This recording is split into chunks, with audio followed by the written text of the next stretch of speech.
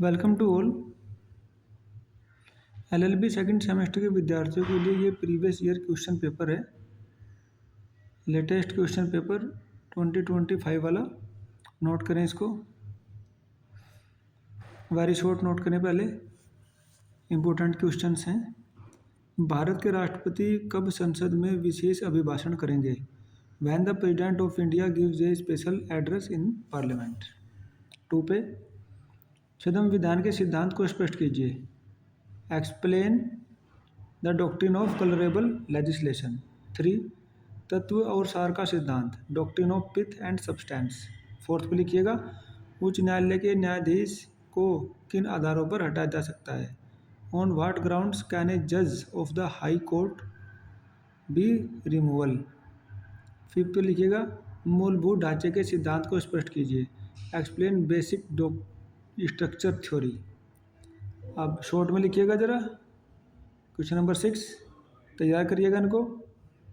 धन विधेयक को पारित करने की प्रक्रिया को समझाइए। ठीक है।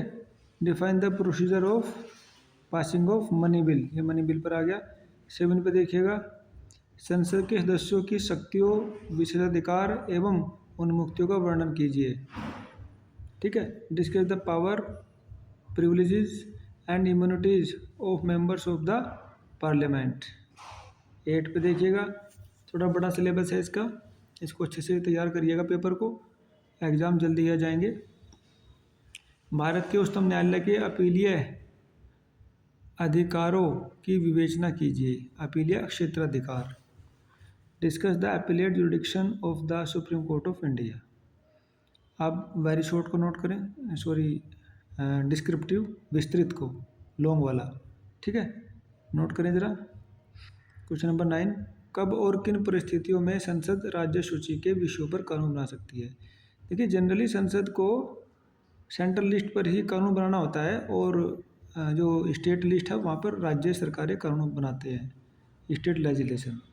बट कभी कभी कुछ परिस्थितियाँ ऐसी हो जाती हैं जहाँ पर पार्लियामेंट को भी स्टेट लिस्ट वाले विषयों पर कानून बनाने का अधिकार मिल जाता है। तो क्वेश्चन है कि वो कौन सी परिस्थितियाँ हैं। ठीक है। When and in what circumstances can Parliament legislate on matters enumerated in the state list?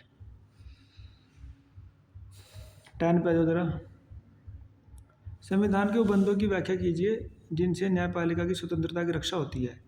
किन परिस्थितियों में किसी विवाद की पहली सुनवाई उच्चतम न्यायालय में होगी? Explain the provisions of the constitution which ensures independence of the judiciary. In what circumstances a dispute will be heard by the Supreme Court in the first instance. 11 पे देखिएगा, भारत के राष्ट्रपति की शक्तियों और कार्यों की विवेचना कीजिए। Discuss the powers and function of the president of India. 12 इस तरह से क्वेश्चन पेपर आ रहा है। आपको बहुत सारे क्वेश्चन पेपर इकट्ठे करने हैं और उनको हल करना है। सरकारी कर्मचारियों द्वारा नियोजन काल में की गई दुष्कृतियों के प्रति सरकार के उत्तरदायित्व का परीक्षण कीजिए। निर्णीत वादों का हवाला दीजिए।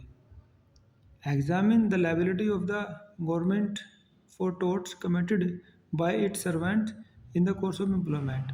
Refer to decided cases.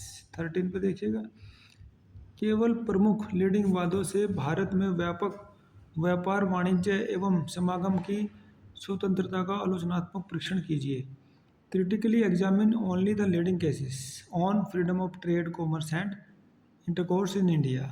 ठीक है। तो इस तरह से हमारे 13 क्वेश्चन पूरे हो जाते हैं। हर क्वेश्चन के पीछे एक कंसेप्ट छिपा हुआ है। कंसेप्ट के साथ उसका उत्तर लिखिएगा, नोटबुक में नोट करिएगा, और पिछले 4 या 5 क्वेश्चन पेपर आप निकालिएगा, उनको हल करिएगा। इससे आगामी आने वाली परीक्षाओं की तैयारी में काफ़ी सहायता मिलेगी, काफ़ी हेल्पफुल रहेगा ये। ठीक है। तो अब हम आज का सेशन यहीं पर समाप्त करते हैं। Thanks for listening. Thank you very much.